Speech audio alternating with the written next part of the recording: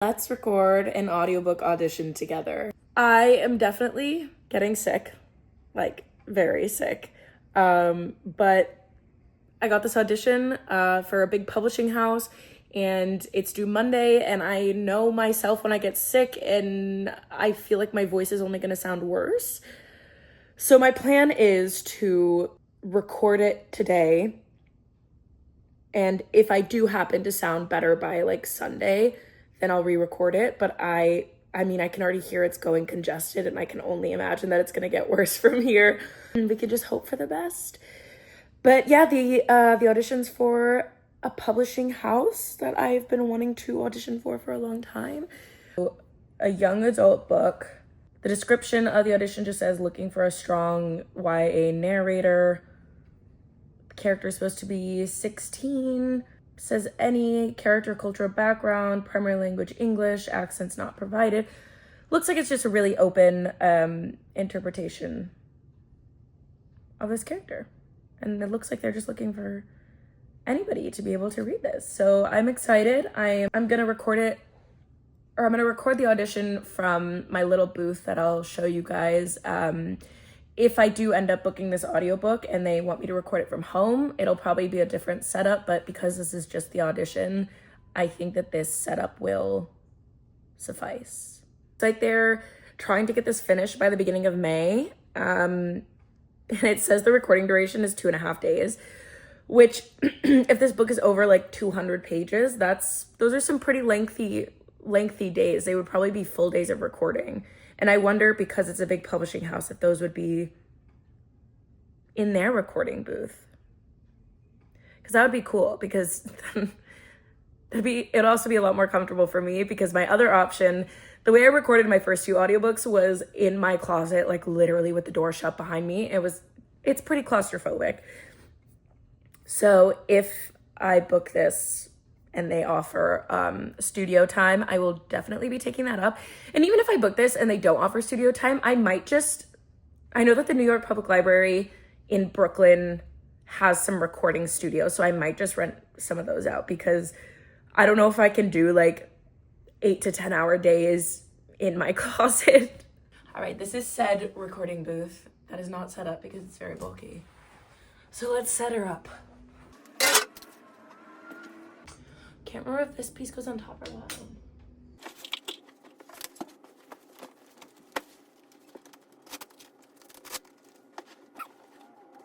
So this is like the vocal booth.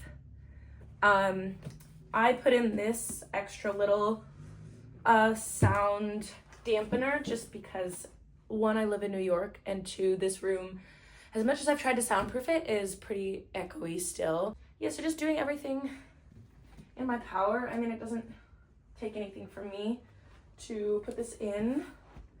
But first, I'm gonna take this. Again, if I was recording for like multiple hours of the day, that'd be a different story. I would want something comfortable and consistent the whole time. But it's just an audition. Maybe that's unprofessional of me, but I'm gonna have to take it down anyway. I also got this vocal booth, portable vocal booth from Facebook Marketplace for like $50. Such a steal for me, because I have been researching. Like I said, I did my last 2 audiobooks in my closet over here, which 1 took away any storage space I might have had, and 2 was so uncomfortable. So this is like game changer. This is game changer. It's good for me. So this is the setup I'm working with. I have an AT2020 mic. It's a great standard, somewhat budget-friendly option. It is an XLR cable microphone. So what that means is it has to plug in through an audio interface. I just have a Red Solo, which is kind of industry standard at home, basic interface. I don't know too much about the technology of all of it, so I just kind of got what was recommended to me. I probably need an update pretty soon. Not for any particular reason. I mean, the microphone works fantastic. I personally find it so difficult and annoying to try, because this is what they call a bipolar microphone. So sound comes in through this side. and it doesn't come in through the top, it doesn't come in through the back. So I literally have to set this up either standing straight up, which presents a problem with this thing right here, or I have to do it upside down or kind of to the side.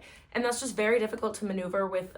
I've tried like 3 different mic stand arms, and unless you have a ton of space, which I do not, it's really difficult to try and get it in a position that works well or that is comfortable, because I do want the best sound quality possible. But yeah, so I have my AT2020, I have my red solo box that will plug into my computer, and then I'll be able to manage my sound levels from here.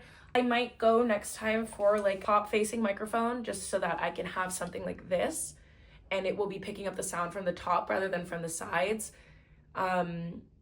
Again, this microphone is probably way better if you have a bigger studio space. I just don't have the space to like get the proper arm to hang it correctly. And that's really frustrating for me because I really do like this microphone and I think it works really well. And it's not too expensive. Honestly, it's on like I think I got it for $150 or $200, which in the world of microphones is not bad. They do have a USB version, but the USB version is not as, what I have been told from audio engineers is that the USB microphone does not I don't know, something about technology, something about having an audio interface makes the sound better. Beats me. See how it looks when my mouth is there, if it's at the proper distance and height for my mouth, because I can't really put it any higher than this. But that might work. The only thing with this is I somehow have to fit my laptop in this tiny little space, and I don't know how I'm gonna do that with the microphone right. Oh, I guess I could put it off to the side. Wow, you learn something new every day. All right, I've got my little setup going, yay. And my cat has joined me, yay. My red solo is working, my microphone's up. I have the label facing me, so I know that sound is coming in through this side. Personal preference of recording software is Adobe Audition. I feel like it's the most user-friendly software. It's pretty easy to just start recording, stop recording, and then if I wanted to punch and roll. So there's no sound coming in right now because I haven't turned on my microphone. Let's get to recording this audition. Apples are lifesavers for when you're recording up close. I think something about like the acid in them gets rid of like crunchy mouth sounds that I hate. And with me being a little bit congested, I might just have to break every couple sentences and take a little nibble. I have my lukewarm water. You don't want it too cold because you don't want to ruin all of the warming up that you've done, which I'm gonna do now so that maybe I can get rid of a little bit of this congested sound. I think it's just gonna be a lot about airflow for me today to try and combat this. There's not much I can do, but I'll try my best.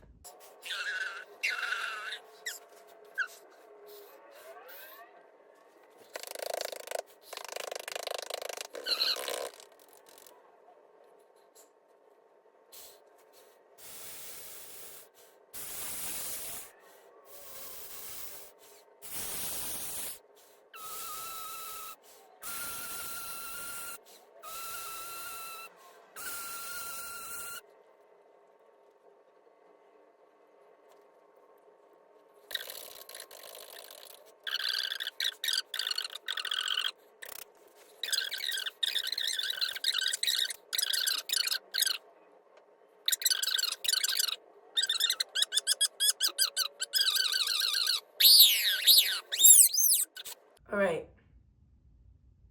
I think we're gonna take a stab at it.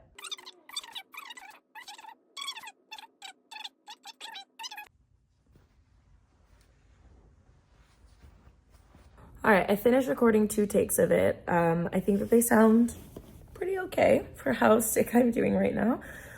I'm just gonna go in with some closed ear headphones to really listen closely to the audio and make sure that there's nothing too disgusting going on in there. Usually they like these auditions to be the raw audio so that they can hear what your setup sounds like without any editing. So I'm not gonna alter the audio in any way. I'm just gonna cut out like the little pops of saliva that I have because I'm sick. Like there's a lot more mouth sounds than normal. And I don't want that to take away from their listening experience. So I'm just gonna trim some of those out. I'm gonna double check to see if any of those happened during a word and if I have to re-record a word or a phrase. There's a feature, I think of every audio interface, but Adobe Audition does it automatically with just a keyboard command. You just select the section that you want to re-record, and then it'll give you, depending on what your settings are, I think mine's 3 seconds, it'll give you 3 seconds lead up into then the portion that you're gonna re-record. So that's super helpful when you're trying to match tone, when you're trying to match loudness, or like, you know, like imagine if you're doing like a 20-hour book and then you have to do re-records. It's just a nice way for you to listen to what was happening before so that you're not like, it's not completely out of the norm, you know? It all flows together. Don't mind how dirty my laptop is. But it's so interesting how once you've done like enough of these, you can actually tell exactly where the mouth sounds are happening. They look like these little sharp baby ticks. This helps a lot for if you're editing yourself, because then you're able to look through and just see where those little things are happening. I mean, you should be listening to your audiobook the whole way through anyway, but in case you're just doing quick editing, you know exactly where these little sections are. Like, you probably can't even see that, but just a tiny little tick that can be so distracting for listeners. Here's a bigger one. They can just be so distracting, and they can really, people really don't like to listen to them, and I don't like to listen to them either. So in the end, it actually sounded pretty okay, and I don't think that my voice is going to sound much better in the next 2 days. And I also work the next 2 days, so I just went ahead and submitted it, and here's to crossing fingers that we get it. Thanks for coming along this journey. Bye, guys.